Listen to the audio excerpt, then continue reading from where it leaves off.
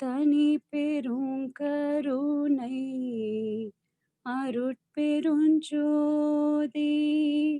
அருட்பெருஞ்சோதி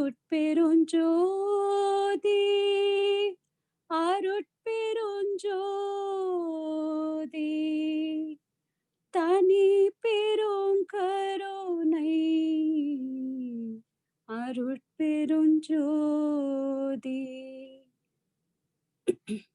சுத்த நல்வெளியை துரிசரு பரவெளி அத்திடை வகுத்த அருட்பெருஞ்சோதி பரவெளி அதனை பரம்பர வெளியில் அரசுர வகுத்த அருட்பெருஞ்சோதி பரம்பர வெளியை பராபர வெளியில் அறந்தெர வகுத்த அருட்பெருஞ்சோதி பராபர வெளியை பகற்பெரு வெளியில் அராவர வகுத்த அருட்பெருஞ்சோதி பெருவெளி அதனை பெரும் சுக வெளியில் அருளுற வகுத்த அருட்பெருஞ்சோதி குணமுதல் கருவிகள் கூடிய பகுதியில் அனைவுற வகுத்த அருட்பெருஞ்சோதி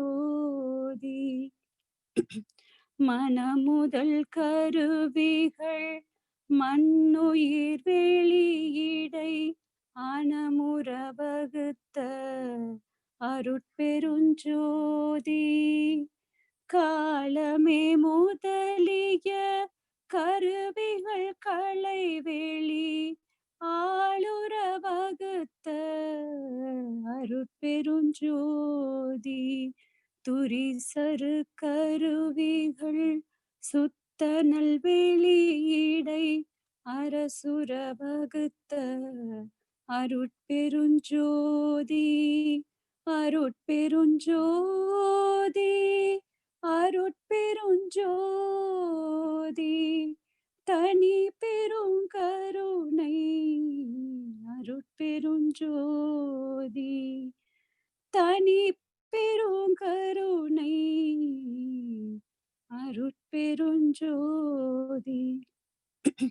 வாழ்க வையகம் வாழ்க வையகம் வாழ்க வளமுடன்.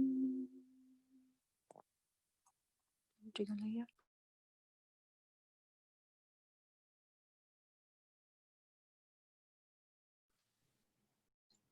வாழ்க வையகம், வாழ்க வளமுடன்.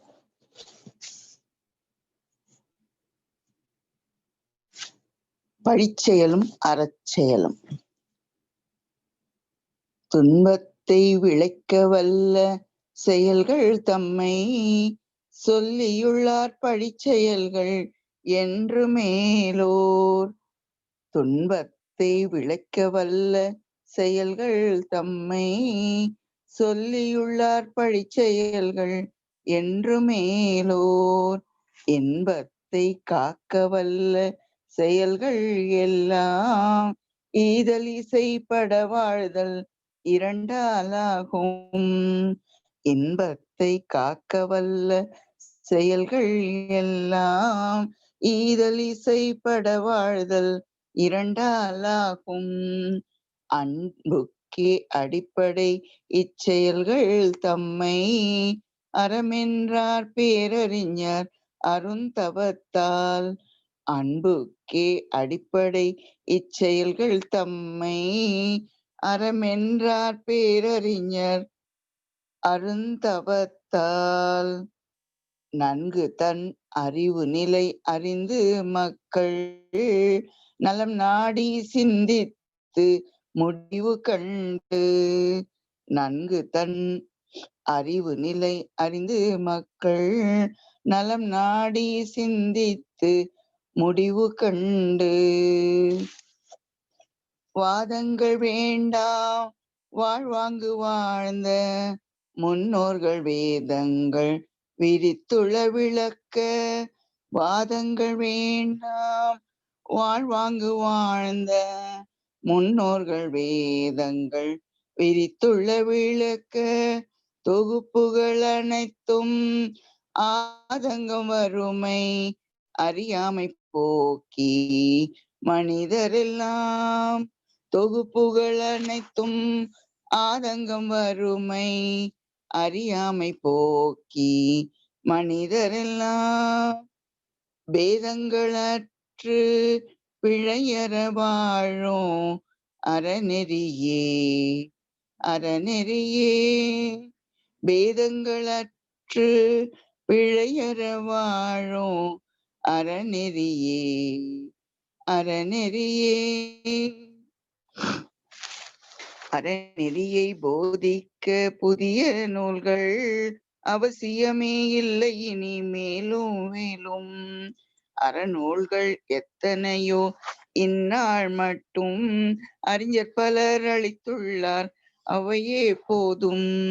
அறநெறியை போதிக்க புதிய நூல்கள் அவசியமே இல்லை இனி மேலும் மேலும்.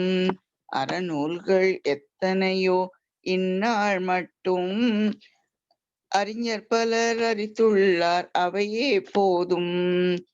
அறம் பிழறா நெறி நின்று மக்கள் வாழ அவசியமாய் பொருட்களோடு கல்வி கிட்ட. அறவோரே திட்டமிட்டு அமுல் செய்வீரே அதன் மூலம் மரம் வளரும் உலகம் உய்யும். அறம் பிழறா நெறி நின்று மக்கள் வாழ அவசியமாய் பொருட்களோடு கல்வி கிட்ட. அறவோரே திட்டமிட்டு அமுல் செய்வீரே அதன் மூலம் மரம் வளரும் உலகம் உய்யும். அதன் மூலம் அறம் வளரும் உலகம் உய்யும். அதன் மூலம் அறம் வளரும் உலகம் உய்யும். வாழ்க வையகம், வாழ்க வையகம், வாழ்க வளமுடன். ரங்கராஜன் அம்மா அவர்களை அன்புடன் அழைக்கிறோம்.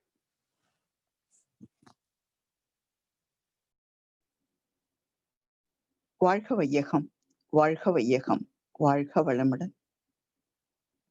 அன்பர்கள் அனைவருக்கும் வாழ்த்துக்கள், காலை மாலை வணக்கங்கள். இன்றைய கோலம், இந்த கோலம்லாம் மகிழ்ச்சி அவங்க தான் உணர்ந்ததை அப்படியே வார்த்தைகளாக்கி அம்மா அத கோலத்துல தரையில எழுதி அந்த நமக்கு இன்று வரை கிடைக்கக்கூடிய அற்புத விளக்கங்கள் ஒவ்வொரு நாளும் பார்த்து கொண்டு வருகிறோம். உலக பரிணாமம், உலகம் எப்படி தோன்றியது என்ற ஒரு அற்புதமான விளக்கம். சாமிஜி கிட்ட ஒருத்தர் கேட்டாராம், நீங்க 55, 56களில் எழுதிய பாடல்களும் 80க்கு மேல் எழுதிய பாடல்களும் 1980ஆம் வருடத்திற்கு எல்லாம் ஒரே கருத்தை வெளியிடுவதாக உள்ளதே, எப்படி என்று அவர் சொன்னாராம், நான் என்னுடைய 35வது வயதிலேயே உணர்ந்து விட்டேன்.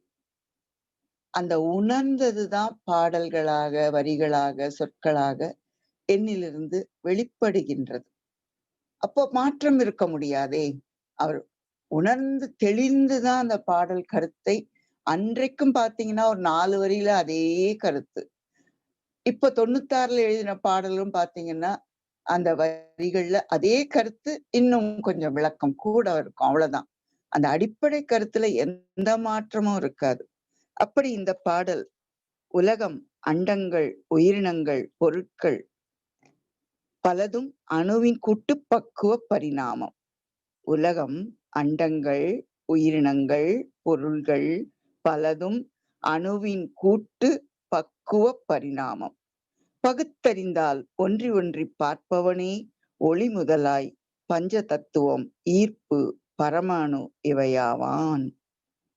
பகுத்தறிந்தால் ஒன்றி ஒன்றி பார்ப்பவனே ஒளி முதலாய் பஞ்ச தத்துவம் ஈர்ப்பு பரமாணு இவையாவான்.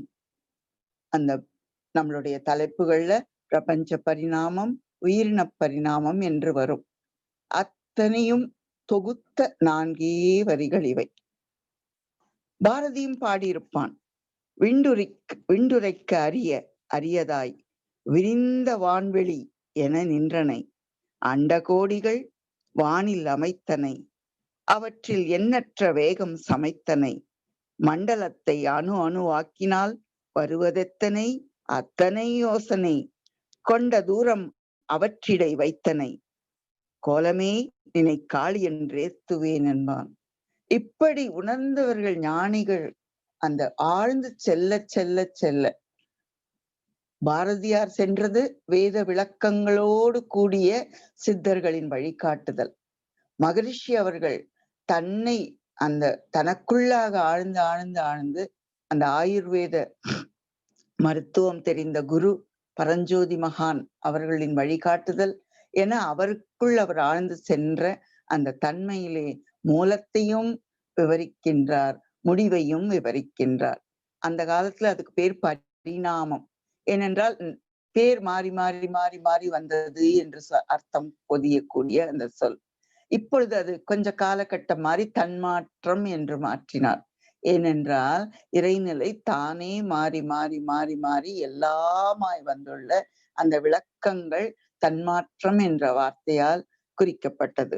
அப்படி ஆரம்பத்துல 1958 எழுதின பாடல் பருவுடலில் நீர், வெப்பம், காற்று, உயிர் எனும் 4 திருவுருவங்கள் ஒன்றில் ஒன்றாகிச் செயலாற்றும் ஒரு இயற்கை ஒழுங்கமைப்பை உணர்ந்துவிட்டால் அம்மனிதன் கருவிளங்கி தெய்வம் அகக்காட்சியில் பெற்றே கழிப்பான். இப்படி பருவுடல்ல நமக்கு தெரிஞ்சது நம்மளோட உடல், அது நடத்துகின்ற உயிர், அது நடத்துகின்ற அது உள்ள வெப்பம், காற்று எல்லாம் மருத்துவ குறிப்புகள்லயும் இருக்கு, எல்லாத்துலயும் இருக்கு. இப்படி நுணுகி நுணுகி நுணுகி பார்த்து எல்லாவற்றிலும் அந்த ஆதி எனும் பரம்பொருள் மெய் எழுச்சி பெற்று அணுவென்ற உயிராகி அணுக்கள் கூடி மோதி இணைந்து இயங்குகின்ற நிலைமைக்கேற்ப மூலகங்கள் பலவாகி, அப்ப அந்த அணு ஆதி மெய்ப்பொருள் எழுச்சி பெற்று அணுவென்ற உயிராகி அது மோதி ஒன்றோடு ஒன்று மோதுதல், அந்த நிலையில இணைதல், அந்த இணைந்த நிலையிலேதான் இந்த உலகம், மண்டங்கள், உயிரினங்கள், பொருட்கள் பலதும் அணுவின் கூட்டு பக்குவ பரிணாமம்ங்கிறாரு இந்த வார்த்தையில், இந்த பாடல்ல. அப்போ ஒன்னொன்னும் பாத்தீங்கன்னா அணுக்களின் சேர்க்கை, அணுக்களின் பிரிதல். அந்த சேர்க்கை எப்படி நிகழ்கிறது? இறைநிலையின் அழுத்தம் எனும் உந்து ஆற்றல் ஒன்றை கொண்டே அணு முதலாய் அண்டகோடி அனைத்தும் ஆக்கி வழுத்தும் ஓர் அறிவு முதல் 5 மாறும் வகை வகையாய் உயிரினங்கள் தோற்றுவித்து முழு திறனுடன் காத்து முடிக்கும் மேலாம். படைப்பவன் பிரம்மன், காப்பவன் விஷ்ணு, அழிப்பவன் சிவன் என்று ஒரு நம்மளுக்குள்ள விளக்கங்கள் உண்டு. அப்போ அந்த படைத்து காத்து அழிக்கும் முழுமுதற் பொருளே ஒரே பொருள்தான். அது என்ன பண்ணுது? அழுத்தமெனும் உந்து ஆற்றல் ஒன்றை கொண்டே. அந்த விளக்கம் விரியுதே தவிர அந்த தத்துவம் மாறவில்லை மகரிஷி கிட்ட. இன்னும் இன்னும் இன்னும் விளக்கமா போகும்போதுதான் அந்த சூழ்ந்தழுத்தம், தன்னழுத்தம் என்ற அந்த அழுத்தம் 2 வகையில் அந்த செயல்படுவதை தானாக அந்த அதுக்குள்ள பொதிந்த அந்த ஆற்றல், அந்த அறிவு, அந்த காலம் என்ற தன்மை இருப்பிலே ஏற்படுத்தக்கூடிய அந்த சூழ்ந்தழுத்தமும் தன்னழுத்தமும் இறை வெளியே தன்னிருக்க சூழ்ந்தழுத்தும் ஆற்றல், இதன் திணிவு மடிப்பு விழ சுழலும் நுண்விண்ணாம். அப்படி உலகம் தோன்றியது, அண்டங்கள் தோன்றியது அனைத்தும் அந்த சூழ்ந்தழுத்தம் காரணமாக இறைத்துகள்களாக மாறிய இறைநிலை அதன் தொகுப்பாக விண்ணாக மாறியது. அந்த விண்ணின் கூட்டமைப்பு தான் காற்றாக, நெருப்பாக, நீராக, நிலமாக. அந்த கூட்ட அமைப்பு எப்படி நிகழ்கிறது? அழுத்திக்கொண்டே இருக்கின்றது. இறைத்துகள் வெளிப்பாடு நிகழ்ந்து கொண்டே இருக்கின்றது. அந்த விண்கள் அந்த இறைத்துகளின் தொகுப்பில் விண்கள் தோன்றிக் கொண்டே இருக்கின்றன. அதே இறைநிலையில் அவை சுழன்று மிதந்து உருண்டு இயங்கிக் கொண்டிருக்கின்ற தன்மையிலே ஒன்றோடு ஒன்று இணைய முடியாது. ஒவ்வொன்றிலிருந்தும் ஆற்றல் வெளிப்படுவதால் நம்ம நிறைய பார்த்திருக்கோம். ஒவ்வொரு விண்துகளும் அந்த சூழ்ந்தழுத்தம் காரணமாக இறைத்துகள் உள்ள போகுது, திரும்பி அந்த சென்டர் பாயிண்ட் வரைக்கும் சென்ற அந்த இறைத்துகள் அங்கிருக்கிற இறைநிலையின் தன்னழுத்தம் காரணமாக அந்த விண்ணிலிருந்து வெளிப்படுகின்றது. வேகமாக வெளிப்பட்ட அந்த இறைத்துகள் சுற்றிலுள்ள இறைநிலையோடு கலந்து கரைய அங்க ஒரு ஆற்றல் களம் உற்பத்தியாக அந்த தொடர்ந்து இந்த நிகழ்ச்சியால் அந்த விண்ணின் வேகம் குறைய, வேகம் அதிகரித்த சுற்றியுள்ள விண் அதை சேர்ந்து சுழல பிரம்மஞானம், பிரம்மத்தை பற்றிய அறிவு, பிரம்மத்தை பற்றிய விளக்கம், இறைநிலையை பற்றிய விளக்கம் உணர்வாக மகரிஷி அவர்களால் கொடுக்கப்பட்டிருக்கிறது. அப்படி அந்த அணுக்களின் கூடுதல் நிகழ, அணுக்களின் கூடுதல் பிரிதல் தான் பரசிவ வெள்ளத்துல கூட பாரதியார் சொல்லியிருப்பாரு. ரொம்ப அற்புதமா விளக்கியிருப்பார். அந்த பரசிவ வெள்ளம் என்பது உள்ளும் புறவுமாய் உள்ளதெல்லாம் தானாகும். வெள்ளம் ஒன்று உண்டாம் இதனை தெய்வம் என்பார் வேதியரே. எல்லை பிரிவற்றதுவாய் யாதெனுமோர் பற்றிலதாய் இல்லை உளது என்று அறிஞர் என்றும் மயல் எழுதுவதாய். இது இருக்கு, இது இல்லை, என்ன தெரியல, உணரதான் முடியும். காட்டுனா காட்ட முடியாது. மாம்பழத்துல இருக்க இனிப்ப எத்தனை முயற்சி செய்தாலும் பார்க்க முடியாது. நாக்கில் வைத்து உணர மட்டுமே முடியும் அந்த இனிப்பை. அப்படித்தான் இறைநிலையை வெட்ட வெளியாய் அறிவாய் வேறு பல சக்திகளை கொட்டு முகிலாய் அணுக்கள் கூட்டி பிரிப்பதுவாய். வெட்ட வெளியாய் இருக்கிறதோ அதுதான், அதுல அறிவாய் இருக்கிறதோ அதுதான். கொட்டு முகிலாய், அந்த முகில் என்று சொல்லக்கூடிய மேகங்கள் அந்த தன்மையில அதிலிருந்து தொடர்ந்து அணுக்கள் தோன்றிக்கொண்டே இருப்பது. அவை கூட்டி பிரிப்பதுவாய் தூல அணுக்களாய் சூக்குமமாய் சூக்குமத்திற்சாலவுமே நுண்ணியதாய் தன்மையெல்லாம் தானாகி, தன்மை ஒன்று இல்லாதது அதுவாய் தானே ஒரு பொருளாய் தன்மை பல உடைத்தாய் தான் பலவாய் நிற்பதுவே.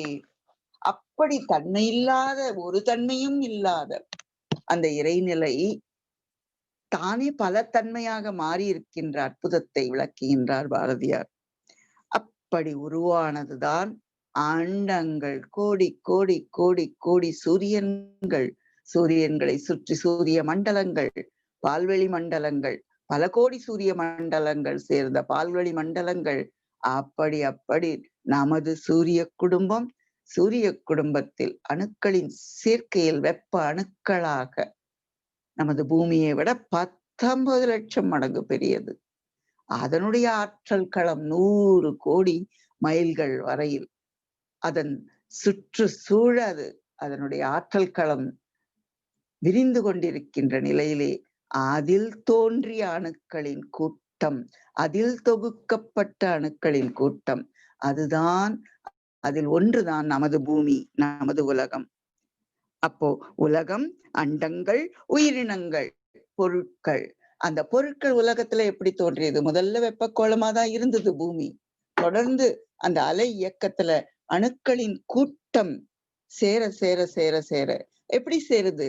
சூழ்ந்தழுத்தம் காரணமாக சுத்த வெளியிலிருந்து வந்த இறைத்துகள்கள் பூமியோடு இணைந்து இயங்கும் போது, சுற்றியுள்ள சூரிய மண்டலத்தில் உள்ள அந்த ஆற்றல் களம் பூமியோடு வந்து இணையும் போது ஒவ்வொரு தாதுக்களாக, கனிமங்களாக, அந்த ரசாயனங்களாக பூமியின் தன்மை மாறுகின்றது. அதுதான் பொருட்கள் என்ற வார்த்தையில் வர்ணிக்கப்படுகின்றது. பல 108 எலிமெண்ட்ஸ் அதை என்று பிரிக்கிறார்கள். இன்னும் எத்தனையோ இருக்கிறதோ, எப்படி காலம் வெளிப்படுத்துமோ தெரியாது நமக்கு. அப்படி அந்த நிலையிலே உருவான அந்த தன்மையிலே பொருட்களாகவும் பூமியின் தன்மை மாறிவிட்டது. அணுக்களின் தொகுப்பு, அணுக்களின் கூட்டம், அணுக்களின் சேர்க்கை, அதை தவிர வேறு ஒன்றும் இல்லை. பலதும் அணுக்களின் கூட்டு பக்குவ பரிணாமம். சாமிஜி சொல்லுவாங்க, எல்லாம் வல்ல தெய்வம் அது பாட்டுல கூட. அணுவின் கூட்டு பக்குவம் நீ அப்படிம்பாங்க நம்மள பார்த்து. அப்போ பிரமிப்பா இருக்கும். நம்ம ஏதோ நம்மள அப்படியே பெரிய வேற வேற வேற மாதிரி எண்ணிக்கொண்டிருந்த நம்மை இறைநிலையிலிருந்து வந்த பஞ்சபூத அணுக்களின் கூட்டம்தான்ப்பா நீ அப்படின்னு சொல்லும்போது, உன்னில் அவன் அவனில் நீ, அந்த இறைத்தன்மையே தான் நாமாக உள்ளது என்பதை எத்தனையோ பாடல்களை விளக்கி இருக்காங்க. அப்படி பகுத்து அறிந்தால் கூட்டு பக்குவ பரிணாமம் அது மாறி மாறி தானே அழுத்தி தானே சேர்ந்து தானே இயங்கி தானே அந்த இயக்கத்தின் விளைவாக அந்த ஆற்றலை வெளிப்படுத்தி கொண்டு, நேத்து கூட பார்த்தோம், இரும்புல ஒரு சத்தம், தகரத்துல ஒரு சத்தம், தங்கத்துல ஒரு ஒளி, இப்படி ஒவ்வொன்றிலிருந்தும் அறிவாக தானே வெளிப்படுகிறது.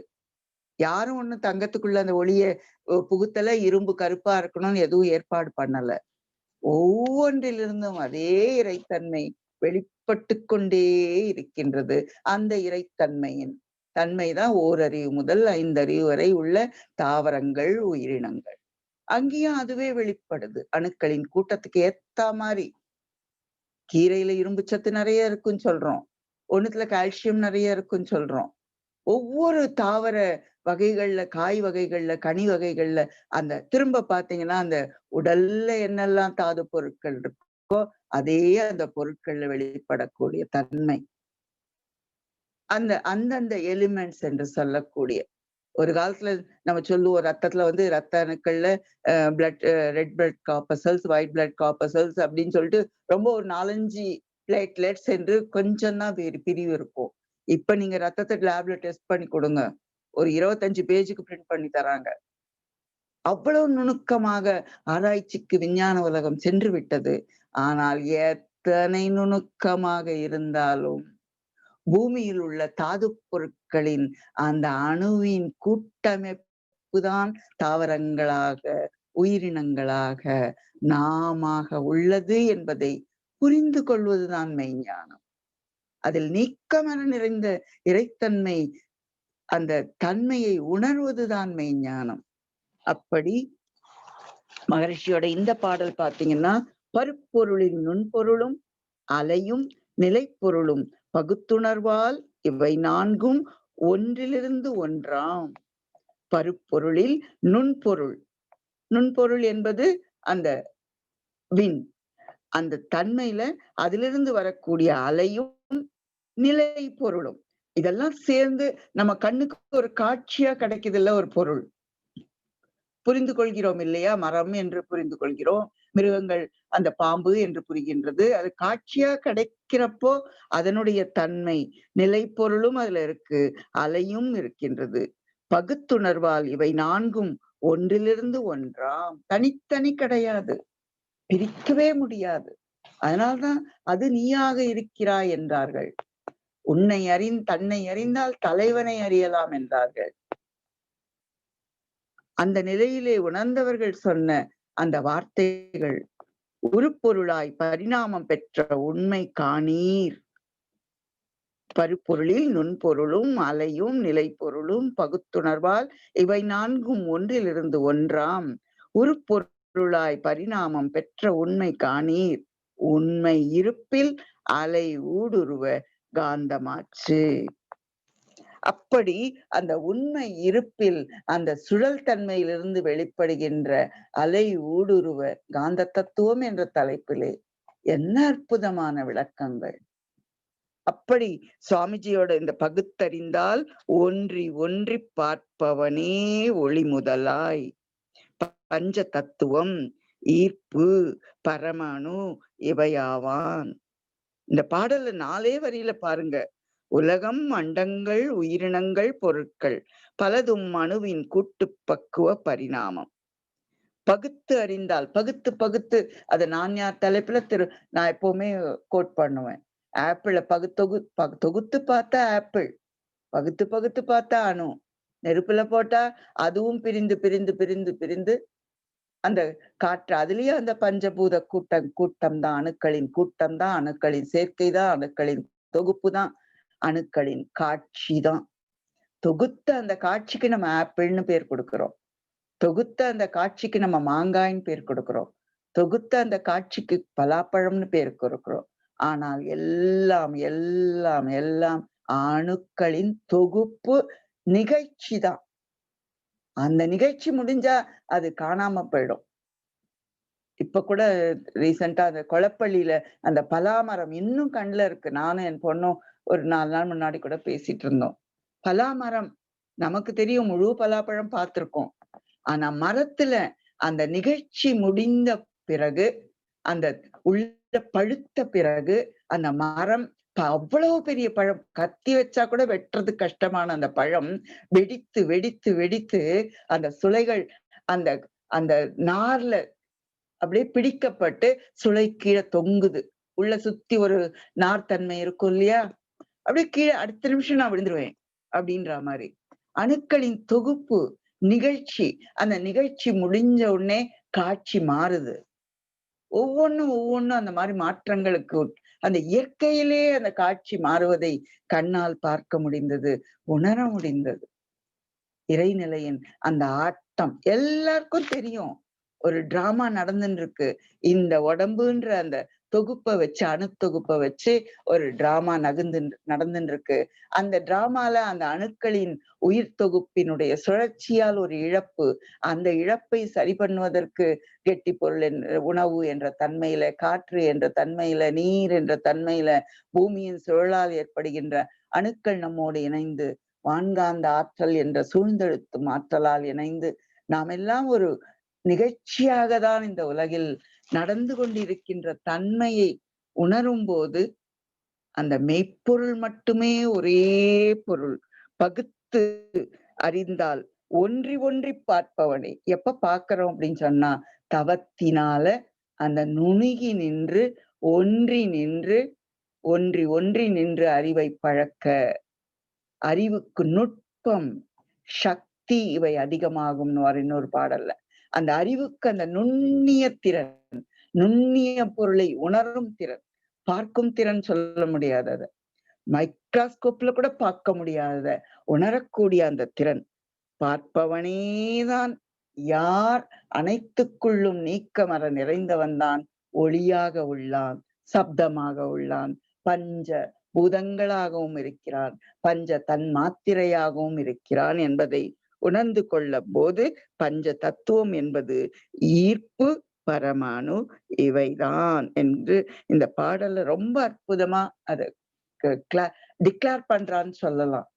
அப்படி ஒண்ணு ஈர்ப்பு சக்தி, இறைநிலையின் அந்த தன்னழுத்தம், சூழ்ந்தழுத்தம் காரணமாக சூழ்ந்தழுத்தத்தால் உருவான ஈர்ப்பு, தன்னழுத்தத்தால் வெளிப்பட்ட அந்த பஞ்ச தன் மாத்திரைகள் என்று அந்த ஒவ்வொரு பொருள்லேருந்தும் அந்த வரக்கூடிய அந்த ஆற்றல் களம், அதனதன் தன்னழுத்தத்தால் வெளிப்படக்கூடிய அறிவாக, ஆற்றலாக, அத்தனை கோடி இன்பமயமாக, ஒவ்வொன்றுக்குலயும் ஒரு இனிப்பு. பழத்திலேயே ஒரு 15 வகை உங்க முன்னாடி இருந்தா, திராட்சையில ஒரு இனிப்பு, கொய்யா பழத்துல ஒரு இனிப்பு, பலாப்பழத்துல ஒரு இனிப்பு, மாம்பழத்துல ஒரு இனிப்பு, வாழைப்பழத்துல ஒரு இனிப்பு, எத்தனை விதம் இனிப்புன்னு சொல்லிடுறோம் நம்ம.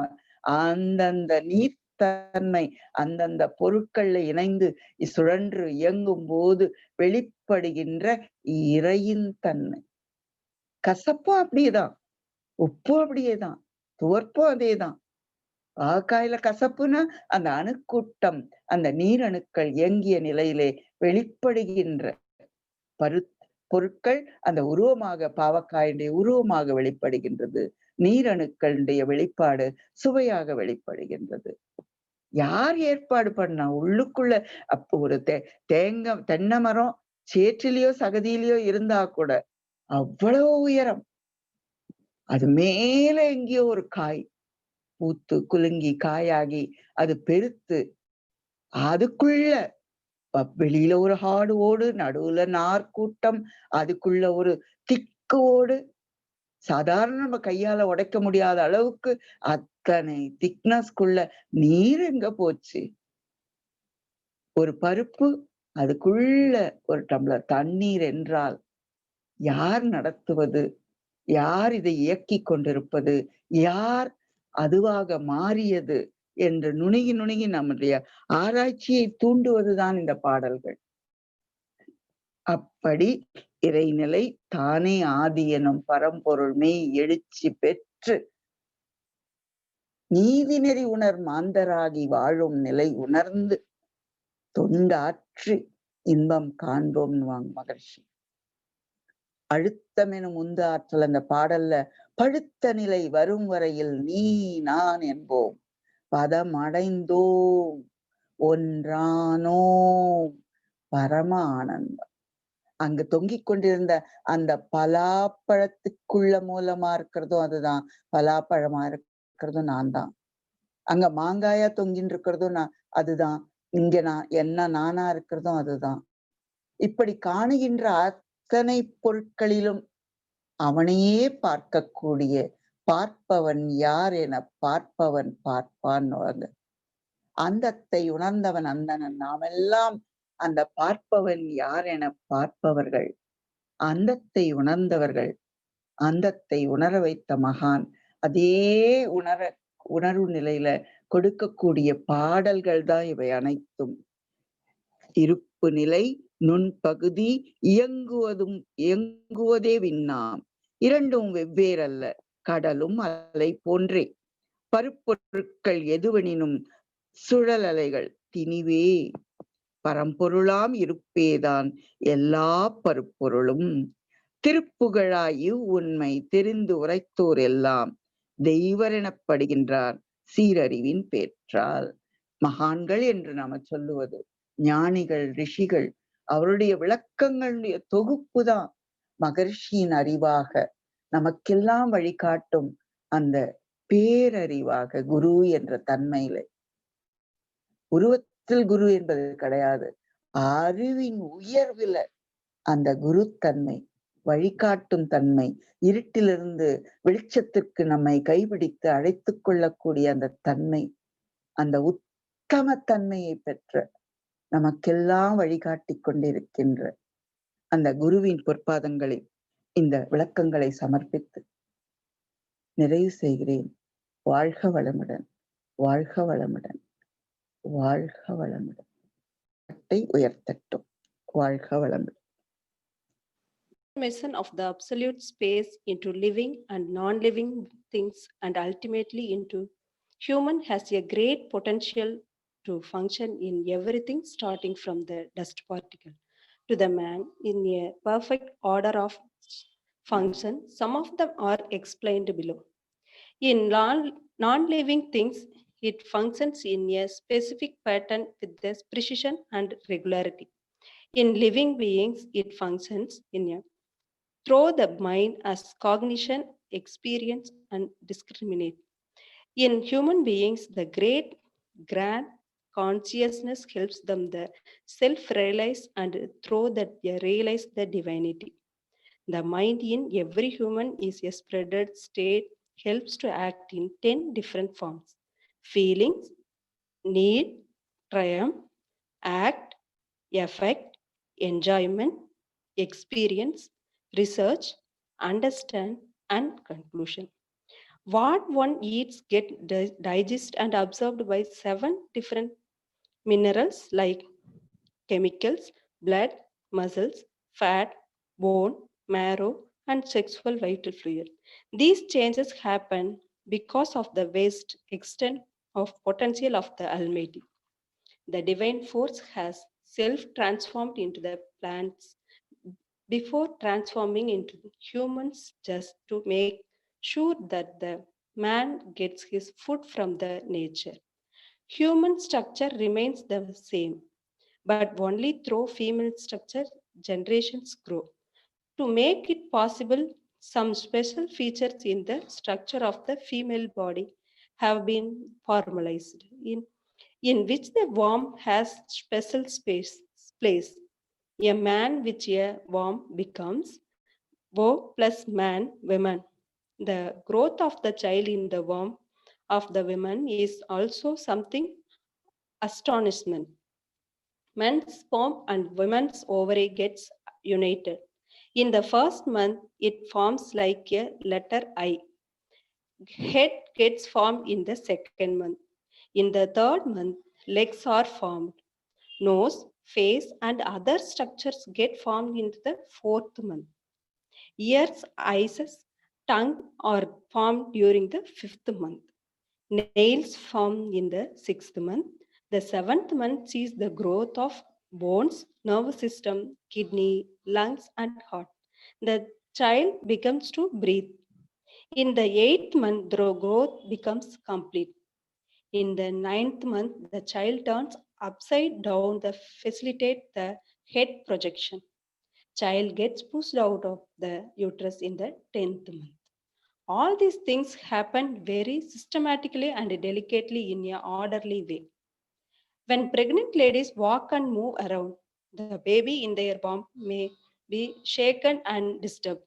To avoid this, there is a water bag in which the child floats. The bag functions as the shock absorber, and the child is safe without any disturbance. This is again the greatest wonder and also an example of how the divine force makes everything to the advantage of the human being. The seawater becomes vapor as the temperature increases and freezes and temperature lower. In 100 degrees Celsius, water becomes vapor. In 0 degrees Celsius, water becomes ice. If the entire sea gets frozen, what will happen to sea life? The divine force plays a role here also. When the temperature is 4 degrees Celsius, the density of water increases. When it goes below 4 degrees Celsius, the density gets decreased, which means the cell structure is not so dense. So the ice floats above the water. The sea life continues without any disturbance deep in the sea. It is another divine wonder. All planets and stars move in their own path, maintaining the speed and distance, which avoids clashes. This is what Vedatri Maharishi calls as the order of function with a pattern, precision, and regularity. Because of the self-rotatory function, dense objects remain at the center and the not so dense particles remain at the edge. This is the universe. The objects lives in the land, sea, space function safely.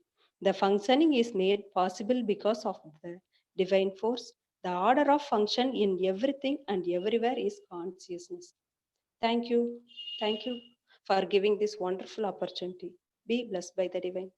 Thank you, Amma. Thank you, Amma. Be blessed by the divine. Very nice explanation, Amma. Interested person can share your thoughts.